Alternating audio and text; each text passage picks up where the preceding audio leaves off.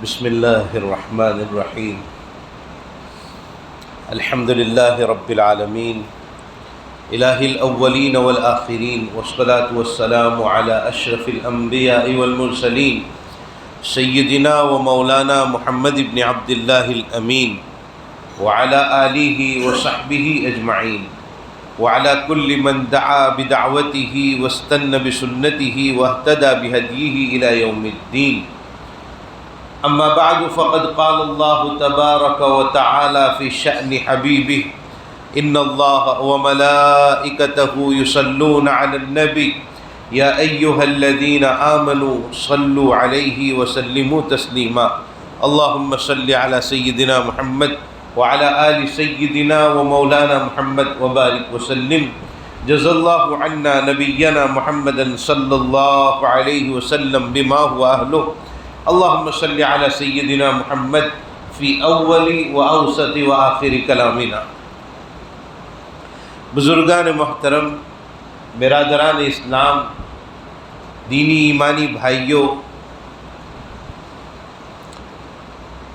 عید الاضحیٰ کا دن اور ذی الحجہ کے ایام حضرت ابراہیم ہی نہیں، حضرت ابراہیم کے پورے خاندان یعنی آپ کے بیٹے، آپ کی زوجہ محترمہ، ان سب کے عشق خداوندی کو یاد دلانے والے ایام ہیں.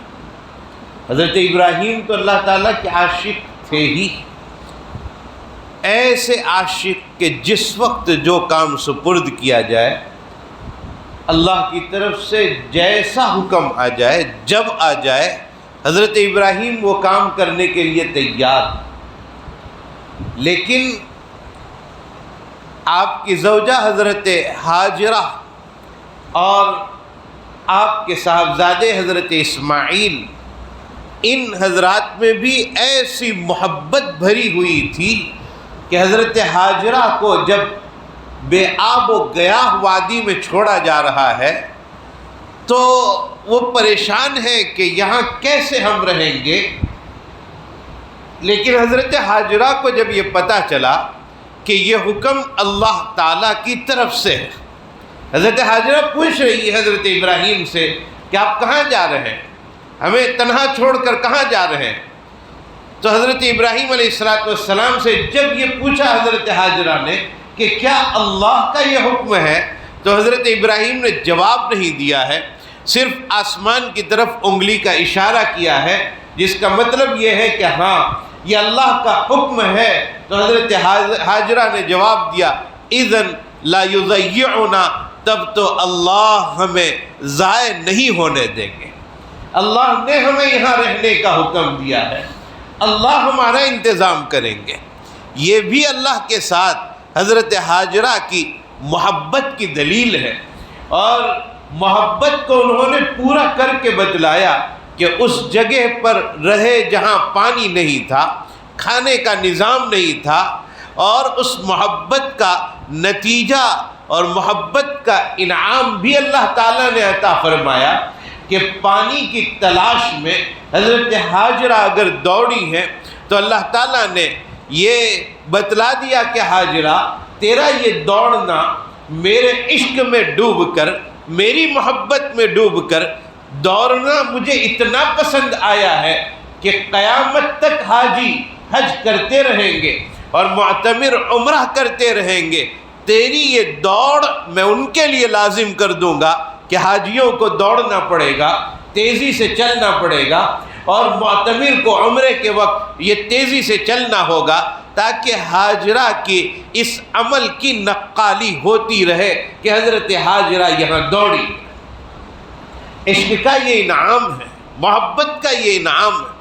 حضرت اسماعیل علیہ السلام ایسے عاشق ہیں کہ جب آپ بچے ہیں، چھوٹے ہیں، اور اللہ تعالیٰ کی طرف سے حکم ہوا ہے کہ اپنے بیٹے کو، ابراہیم علیہ السلام کو کہا گیا ہے کہ اپنے بیٹے کو یعنی اسماعیل کو میرے لیے ذبح کرو، اور حضرت ابراہیم ان کو لے کر جا رہے ہیں، جنگل میں پہنچ گئے. انہیں کہا کہ اسماعیل اللہ کی طرف سے یہ حکم ہے کہ میں تجھے ذبح کر دوں. تو حضرت اسماعیل جبکہ وہ چھوٹے ہیں اور بچے ہیں. عشق خداوندی کا یہ عالم ہے کہ ففعل ماذا تأمر، ففعل، اے میرے ابا جان آپ کو جو حکم ہوا ہے، آپ کو اللہ تعالیٰ نے جو حکم دیا ہے ویسا آپ کر گزریے. میں ذبح ہونے کے لیے تیار ہوں، میں اپنی گردن کٹوانے کے لیے تیار ہوں. اللہ کا جو حکم ہے اس کے مطابق آپ کام کیجئے. مجھے آپ صبر کرنے والا، مجھے آپ دین پر جمع ہوا، مجھے آپ اللہ کے عشق کے ساتھ لگا ہوا آپ مجھے پاؤ گے. اور حضرت اسماعیل اپنے آپ کو فرمان خداوندی کے سامنے نچھاور کر چکے کہ ابا جان اب آپ وہ کام کر گزریے جس کام کا آپ کو حکم دیا گیا. فَافْعَلْ مَا تُؤْمَرْ، جس کا آپ کو حکم دیا گیا ہے وہ آپ کر گزریے. یہ عشق کی بات، یہ محبت کی بات. ہمارے درمیان آج سب سے بڑی کمی جس چیز کی ہے وہ یہ کہ اللہ کی محبت ہمارے دلوں میں نہیں ہے. محبت جس کے دل میں ہوتی ہے، محبت جس کے دل میں اور جس کی محبت آ جائے وہ اس کے ایک اشارے کا انتظار کرتا ہے. کسی سے ناجائز محبت ہو جائے جس کی شریعت نے اجازت نہیں دی ہے، ناجائز محبت ہو جائے تو ایک عاشق آدمی اس کے ناجائز محبت میں ڈوب کر اب جس سے محبت ہو گئی ہے اس کے اشاروں پر ناچنا شروع کر دیتا ہے، اس کے اشارے پر اپنے آپ کو قربان کرنا شروع کر دیتا ہے. تو وہ اللہ جس نے ہمیں پیدا کیا، جس نے ہمیں وجود عطا فرمایا اور جس نے ہمیں بارش کے قطرات سے زیادہ نعمتوں سے مالا مال کیا، اس کی محبت سب سے زیادہ ہمیں اپنے دلوں میں اتارنے کی ضرورت ہے. ہمارے دلوں میں محبت نہیں ہے، ہمارے دلوں میں اللہ کا عشق نہیں ہے. محبت ہوتی تو محبت کا نتیجہ یہ ہوتا کہ محبت میں جب آدمی مسجد کے مناروں سے ایک مرتبہ آواز سنتا اللہ اکبر اللہ اکبر، اگر صحیح عشق ہوتا اللہ تعالیٰ کے ساتھ تو جیسے ہی اللہ اکبر کی آواز کانوں میں پڑتی تو آدمی بے چین ہوتا، بے قرار ہوتا کہ میرے اللہ کی طرف سے بلاوا آ گیا ہے، اب میں کوئی اور کام نہیں کروں گا، اب میں سیدھے اللہ کے بلاوے پر اللہ کے گھر میں حاضر ہو جاؤں گا، مسجد میں جاؤں گا، نماز پڑھوں گا. میرے بھائیوں، یہ عشق کی دلیل ہے. اور جب بھی میرے اور آپ کے کانوں میں یہ آواز آئے اور ہمارے قدم مسجد کی طرف نہ اٹھے، ہم تیاری نہ کریں نماز پڑھنے کے لیے، تو یہ بہت سمجھنے کی بات ہے کہ اللہ کی محبت ہمارے دل میں جتنی ہونی چاہیے اتنی نہیں. یہ سب عشق بھرے ایام ہیں. سفر حج، ابھی حاجی لوگ حج سے فارغ ہو رہے ہیں الحمدللہ. یہ پورا سفر حج عشق کا سفر ہے، اللہ کی محبت کا سفر ہے کہ اللہ کو ڈھونڈنے کے لیے دو چادر میں لپٹ کر آدمی سفر کرتا ہے اور انہی دو چادروں میں کعبۃ اللہ کا طواف کرتا ہے. بال بکھرے ہوئے ہیں، وہ بال کوئی ٹوٹنا نہیں چاہیے، ادب کے خلاف ہو جائے گا. آپ سلے ہوئے کپڑے نہیں پہن سکتے ہیں، ادب کے خلاف ہو جائے گا. ایک دیوانہ وار ہو کر، عاشق زار ہو کر، گویا ایک حاجی اللہ کو تلاش کرنے کے لیے نکلا ہے. یہ عشق کا سفر ہے. اس کے ایک ایک جگہ عشق نظر آئے گا کہ اللہ ہم آپ کو تلاش کرنے کے لیے آئے ہیں، آپ مل جائیے. اور کرنے والوں نے کر کے بتلایا. حضرت ابراہیم ابن ادہم نیشاپور سے سفر کر کے حج کے لیے نکلے اور پیدل نکلے اور ایسے عشق میں ڈوب کر نکلے کہ ایک قدم چلتے اور 2 رکعت نماز پڑھتے، پھر ایک قدم چلتے پھر 2 رکعت. ایک ایک قدم پر اپنے ملک سے لے کر حرم شریف تک جب پہنچے ہیں 2.5 سال کا وقت لگ گیا تھا ان کو. ایک ایک قدم پر 2 رکعت نماز پڑھ کے پہنچے.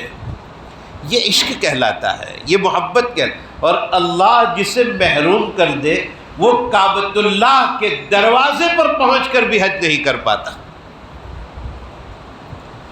ہمارے حضرت مولانا پیر ذوالفقار نقشبندی دامت برکاتہم العالیہ نے امریکہ کے ایک ڈاکٹر کے بارے میں یہ بات ذکر کی ہے کہ وہ بہت اہم ترین انتظامات کے ساتھ حج کے لیے پہنچا تھا اور بیوی بھی ساتھ میں پہنچی تھی، اور وہاں پہنچ کر حج کے دن شروع ہونے میں 2 دن باقی تھے یا 3 دن باقی تھے، اور دل کا دورہ پڑ گیا ڈاکٹر کو، اور وہ اب سفر نہیں کر پا رہا ہے، ہسپتال میں ہے وہاں کے مکہ مکرمہ کے، اور آج اب حج کا دن شروع ہو رہا ہے، اور جیسے ہی حج کا دن شروع ہوا وہاں کے ڈاکٹروں نے یہ کہا کہ آپ چل نہیں سکتے، لیکن ہسپتال کی ایک گاڑی آپ کے ساتھ آئے گی، ایمبیولنس آپ کے ساتھ آئے گی، آپ اس ایمبیولنس میں سفر کریں تاکہ آپ کا حج ادا ہو جائے۔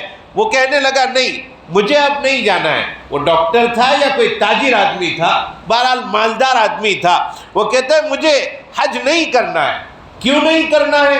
بیوی کو کہا جا رہا ہے ڈاکٹروں کی طرف سے آپ حج کر لو، اور وہ بھی منع کر رہی ہے، شوہر بھی منع کر رہا ہے۔ پیسوں کا خمار ایسا چھایا ہوا تھا کہ وہ آدمی یہ کہنے لگا مجھے سفر نہیں کرنا ہے، مجھے حج نہیں کرنا ہے۔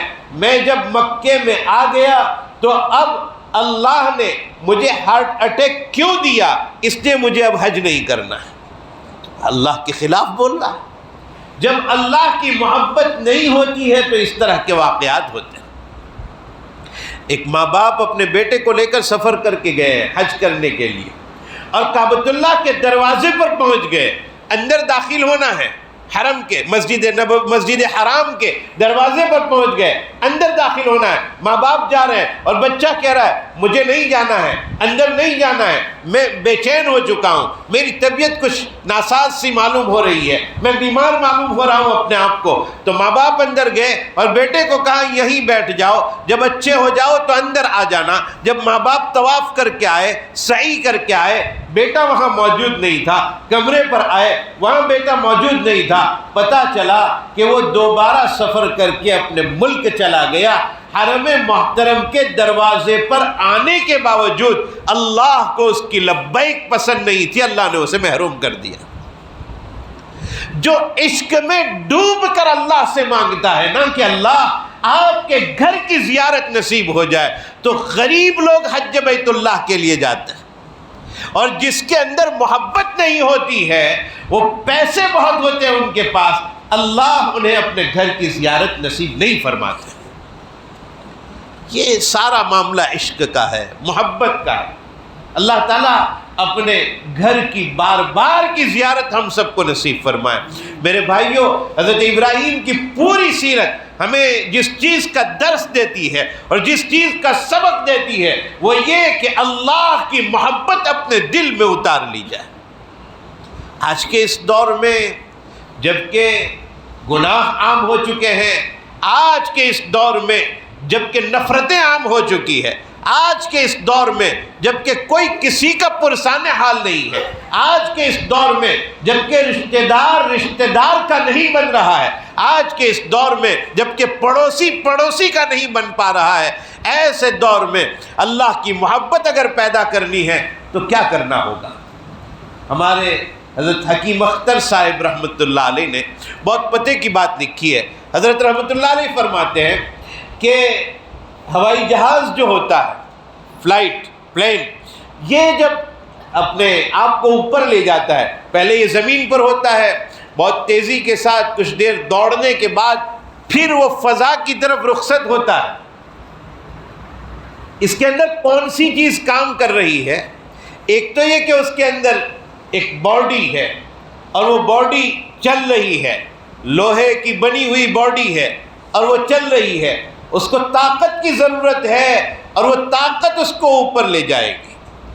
دو چیزیں اس کو اوپر لے جاتی ہے، ایک چلانے والا، نمبر 2 اس کے اندر بھرا ہوا پیٹرول جو بہت اعلیٰ درجے کا ہوتا ہے، معمولی نہیں ہوتا ہے، بہت اعلیٰ درجے کا، تو ڈرائیور اس کو حرکت میں لاتا ہے، پیٹرول کے ذریعے سے حرکت میں لاتا ہے، اور وہ حرکت اور پیٹرول کی حرارت و گرمی اور پیٹرول کا وہ جوش، یہ دونوں مل کر آسمان کی طرف وہ سفر ہوتا ہے، اور پھر کوئی اسے لوٹ نہ لے، تو بچاؤ کا اور سیکیورٹی کا انتظام بھی اندر کیا جاتا ہے کہ کوئی ہائی جیک نہ کر لے، کوئی اسے لوٹ نہ لے۔ ہوائی جہاز کی اگر یہ 3 باتیں ہمیں سمجھ میں آ گئی ہے تو ہمیں اگر اللہ کی محبت دل میں اتارنا ہے تو یہی 3 کام کرنا پڑے گا۔ ہوائی جہاز کو چلانے کے لیے ایک کپتان کی ضرورت ہوتی ہے، ہمیں اپنی زندگی کو صحیح راستے پر چلانے کے لیے ایک اللہ والے کی ضرورت ہوگی جو ہمیں راستہ بتلائے۔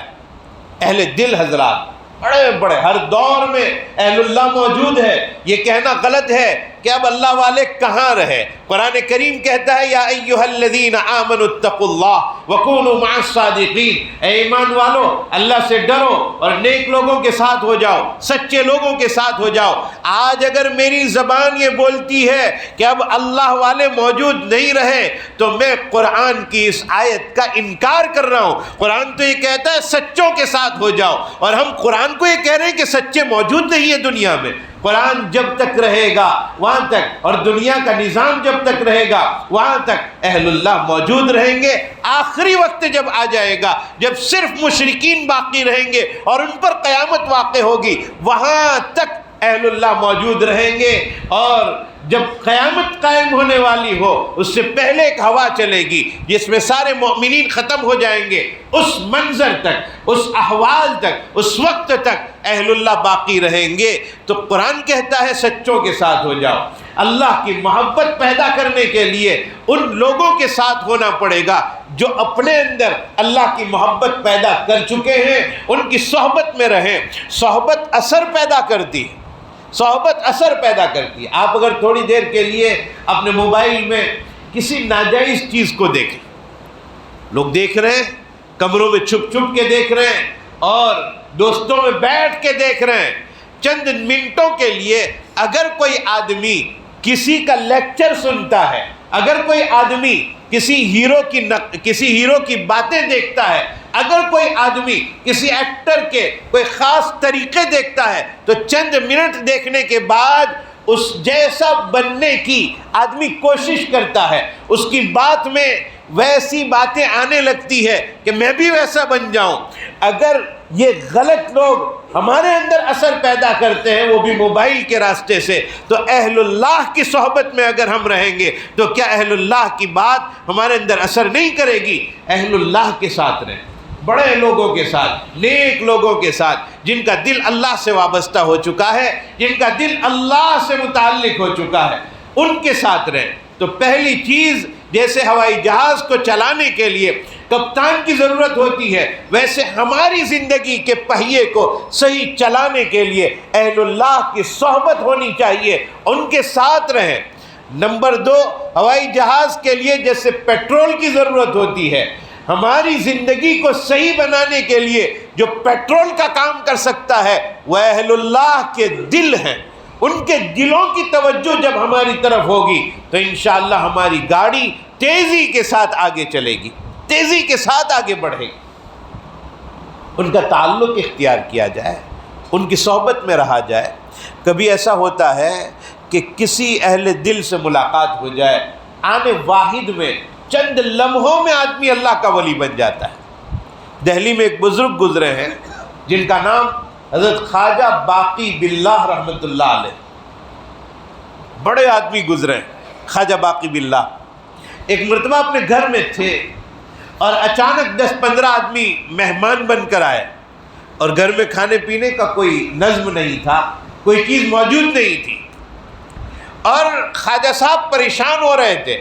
وقت کھانے کا ہو چکا تھا اور مہمان آئے تھے اور کھانا موجود نہیں ہے، تو خواجہ باقی باللہ کبھی گھر کے باہر جاتے، کبھی گھر کے اندر آتے، کبھی باہر جاتے، کبھی اندر آتے، بے چین تھے۔ سامنے ایک لاری لے کر آدمی کچھ روٹیاں اور کچھ سالن بیچ رہا تھا، وہ آیا حضرت خواجہ صاحب کے پاس اور آ کر کہنے لگا، خواجہ صاحب میں آپ کو پریشان دیکھ رہا ہوں، کیا بات ہے؟ کوئی تکلیف ہے تو مجھے کہیے۔ تو خواجہ صاحب نے کہا، میرے گھر پہ مہمان آئے ہیں اور مہمان بھی کم نہیں ہے، 10-15 مہمان، اور کھانا میرے پاس موجود نہیں ہے، کوئی انتظام نہیں ہے۔ تو وہ لاری والا یہ کہنے لگا، حضرت اس میں کیا ٹینشن کی بات ہے، میرے پاس جو کچھ بیچنے کا سامان ہے پوری لاری میں لے کے یہاں آ جاتا ہوں، آپ اپنے مہمانوں کو بٹھا دیجئے، میری طرف سے دعوت رہے گی، میں انہیں کھلا دیتا ہوں۔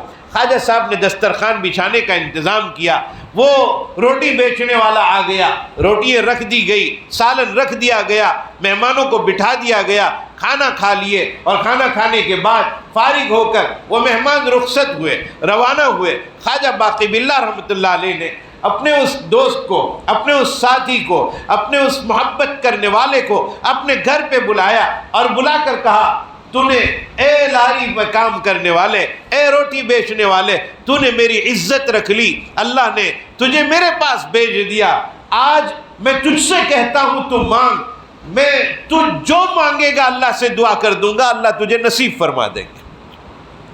اہل اللہ کے اوپر کبھی کوئی وقت ایسا آ جاتا ہے کہ جس میں قبولیت کی گھڑی ہوتی ہے۔ وہ کہنے لگے خواجہ باقی باللہ، آج تو اپنی مراد مانگ لے، میں اللہ سے دعا کرتا ہوں، اللہ میری دعا قبول کریں گے اور تجھے وہ چیز عطا کر دیں گے۔ تو وہ آدمی بھی ہوشیار تھا، کہنے لگا حضرت پکا وعدہ کرتے ہو کہ میں جو مانگوں گا وہی آپ دے دیں گے؟ کہا میری طرف سے وعدہ ہے، تو مانگ تو صحیح، میں دینے کے لیے تیار۔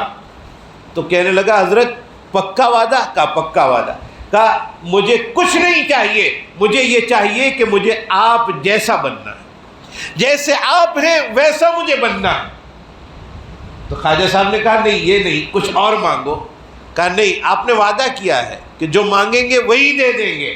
کہا یہی بات ہے، جاؤ غسل کر کے آؤ۔ وہ آدمی غسل کر کے آیا، خواجہ باقی باللہ کھڑے ہوئے اور اس کو اپنے پاس کیا اور پاس کر کے اپنے سینے سے دبایا، اور دبانے کے بعد چند لمحوں کے بعد جب اسے الگ کیا تو اللہ نے اس آدمی کو زمانے کا ولی بنا دیا تھا، اور ایسا بنا دیا تھا کہ دونوں حضرات جب ساتھ کھڑے ہوتے تھے تو چند لمحوں میں اللہ نے اسے ایسا بنا دیا کہ دونوں کی شکل بھی ایک ہو چکی تھی، پہچاننا مشکل تھا کہ اس میں خواجہ باقی باللہ کون ہے اور وہ روٹی بیچنے والا کون۔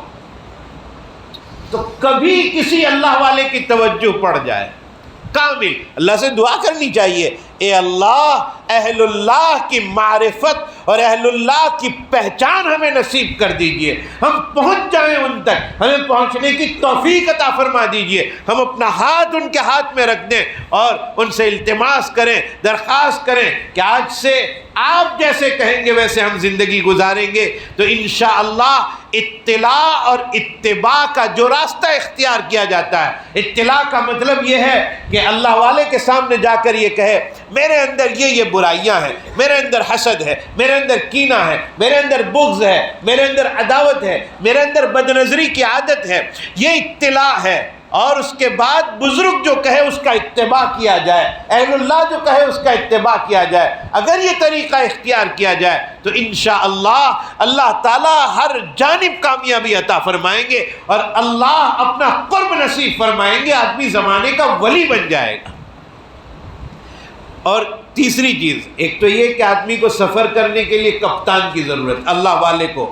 نمبر 2، پیٹرول جیسی چیز اللہ والوں کا دل ہے، ان کی توجہ ہمیں نصیب ہو جائے۔ اور نمبر 3، کوئی ہمیں شیطان ہائی جیک نہ کر لے، ہمیں لوٹ نہ لے، اپنی طرف مائل نہ کر لے، تو تقوی کی ضرورت، اللہ کا ڈر ہمارے دل میں ہونا چاہیے، اللہ کا خوف ہمارے دل میں ہونا چاہیے۔ میرے بھائیوں، یہ محبت پیدا ہوگی ان راستوں سے، اللہ کی محبت ان راستوں سے پیدا ہوگی۔ قربانی کا پورا منظر اللہ کی محبت کو یاد دلاتا ہے، حضرت ابراہیم کی پوری زندگی محبت کو یاد دلاتی ہے، حضرت اسماعیل کا طریقہ محبت خداوندی کو یاد دلاتا ہے، حضرت حاجرہ کا طریقہ محبت خداوندی کو یاد دلاتا ہے۔ آج کا دن عید الاضحیٰ کا دن، قربانی کا دن، حضرت ابراہیم کی سیرت کو یاد دلانے والا دن۔ یہی وجہ ہے کہ سرکار دو عالم صلی اللہ علیہ وسلم سے پوچھا گیا ما هذه الاضاحی یا رسول اللہ، اللہ کے نبی صلی اللہ علیہ وسلم یہ قربانی کیا ہے؟ قال سنت ابیکم ابراہیم، یہ تمہارے دادا ابراہیم کی سنت ہے۔ صحابہ نے پوچھا فما لنا فیہا یا رسول اللہ، ہمیں اس پر ثواب کیا ملے گا؟ آپ نے فرمایا صلی اللہ علیہ وسلم بکل شعرۃ حسنہ، ہر بال کے بدلے میں اللہ ایک ایک نیکی عطا فرمائیں گے۔ صحابہ نے پوچھا کہ اون جن جانوروں کے اوپر ہوتا ہے، اون، اس کے اندر تو بہت بال ہوتے ہیں۔ قال، آپ صلی اللہ علیہ وسلم نے فرمایا کہ اون میں بھی ہر بال کے بدلے میں اللہ تعالیٰ ایک ایک نیکی عطا فرمائیں گے۔ تو یہ قربانی کا دن ہے، اور یہ قربانی ہمیں یاد دلاتی ہے کہ صرف جانور کی قربانی ہمیں نہیں کرنا ہے، ہمیں اپنے جذبات کی بھی قربانی کرنا ہے، ہمیں اپنے احساسات کی بھی قربانی کرنا ہے۔ دین قربانی سے پیدا ہوتا، زندہ ہوتا ہے، ہمیں اپنی ہر موڑ پر قربانی کی ضرورت ہے۔ میں نے ابھی آپ کے سامنے کہا کہ مسجد کے مناروں سے اللہ اکبر کی صدائیں بلند ہو تو ہمارے اندر وہ تڑپ ہونی چاہیے کہ ہم مسجد میں آ جائیں، اللہ کی طرف آ جائیں۔ اس کے لیے جذبات قربان کرنے پڑیں گے۔ دل چاہتا ہے کہ ہم بیٹھے رہیں، دل چاہتا ہے کہ ہم اپنے کام میں لگے رہیں، دل چاہتا ہے کہ ہم موبائل میں لگے رہیں، لیکن ہم ان جذبات کو قربان کر کے اللہ کے گھر میں آ جائیں تو انشاءاللہ تعالی بات ہی کچھ اور ہوگی، زندگی میں ایک رنگ پیدا ہو جائے گا۔ تو یہ عشق و محبت کی باتیں اپنے اندر پیدا کرنے کی ضرورت ہے۔ عشق تو ہر ایک کے اندر موجود ہے، محبت ہر ایک کے اندر موجود ہے، اللہ تعالیٰ نے رکھی۔ ہمیں محبت کا قبلہ بدلنا ہے۔ ہم نے اپنی محبت کا قبلہ موبائل بنا لیا ہے، ہم نے اپنی محبت کا قبلہ ناجائز تعلقات بنا لیے ہیں، ہم نے اپنی محبت کا قبلہ دوستوں کی محفلوں کو بنا لیا ہے، ہم نے اپنی محبت کا قبلہ ناجائز جگہوں کو بنا لیا ہے۔ ان سب سے محبت کو ہٹا کر محبت کا رخ اللہ کی طرف کرنا ہے، محبت کا قبلہ اللہ کو بنا لینا ہے۔ اگر اللہ کی محبت آ گئی تو انشاءاللہ باقی جو جائز محبتیں ہیں، بیوی کی محبت، بچوں کی محبت، رشتہ داروں کی محبت، اللہ ہمارے دلوں میں پیدا کر دیں گے۔ لیکن بنیاد ہے کہ اللہ کی محبت ہمیں اپنے دلوں میں پیدا کرنی ہے۔ اللہ اپنی محبت ہمیں نصیب فرمائے۔ میرے بھائیوں، میں اپنی گفتگو کو ختم کرتا ہوں۔ اللہ تعالی ہم سب کو عمل کرنے کی توفیق عطا فرمائے۔ اخیر میں ایک اعلان یہ ہے کہ مسجد کے لیے چندے کی اپیل آپ کے سامنے ہم کرتے ہیں۔ آپ کی اپنی، ہماری اپنی یہ مسجد جہاں ہم حاضر ہوتے ہیں، اپنا سر اللہ کے سامنے جھکاتے ہیں، اپنے ماتھے کو اللہ کے سامنے رگڑتے ہیں، یہ مسجد ہے۔ میرے بھائیوں، ہماری ضرورت کی جگہ ہے، یہاں اللہ کا قرب حاصل ہوتا ہے۔ ایک ایک سجدے پر کیا ملنے والا ہے وہ اللہ تعالیٰ ہی بہتر جانتے ہیں۔ اللہ تعالیٰ کیا اجر و ثواب عطا فرمانے والے ہیں۔ اس میں جتنا ہو سکے آپ تعاون کرتے ہوئے جائیں، جتنا ہو سکے۔ یہ ایسی جگہ تعاون ہے کہ میں اور آپ اگر 1 روپیہ اس میں لگا رہے ہیں اور میرے 1 روپے کی وجہ سے ایک جگہ ایسی بن رہی ہے جہاں سجدہ کیا جا رہا ہے، مسجد کا نظام اچھا بن رہا ہے، اگر جہاں جہاں ضرورت ہے وہاں اس پیسے کو خرچ کیا جائے گا، میں اور آپ چلے جائیں گے، انتقال ہو جائے گا، مر جائیں گے، لیکن مسجد جب تک باقی رہے گی اللہ ہمیں اجر پہنچاتے رہیں گے۔ اس لیے یہ بہت اہم جگہ پر اپنے پیسے دینا نہیں ہے، ریزرو کروانا ہے، جمع کروانا ہے۔ اللہ تعالیٰ اس کا بدلہ عطا فرمانے والے ہیں۔ یہ پیسے ہم دنیا بھر میں کتنے پیسے ضائع کر دیتے ہیں، کتنے پیسے غلط سلط طریقوں پر اجاڑ دیتے ہیں، ختم کر دیتے ہیں۔ یہ صحیح جگہ پر لگانے کی جگہ ہے۔ انشاءاللہ میں امید کرتا ہوں ہر ساتھی مسجد سے نکلتے ہوئے انشاءاللہ تعالی مسجد میں اپنے لیے، اپنے فائدے کے لیے تعاون کرتا ہوا جائے گا انشاءاللہ تعالی۔ اللہ تعالی ہمارے اس مل بیٹھنے کو قبول فرمائے، اور جو کچھ کہا گیا تعالی شان ہو ہم سب کو عمل کرنے والا بنائے۔ یہ دعا ازمن و از جملہ جہاں آمین بعد، وآخر دعوانا ان الحمد للہ رب العالمین۔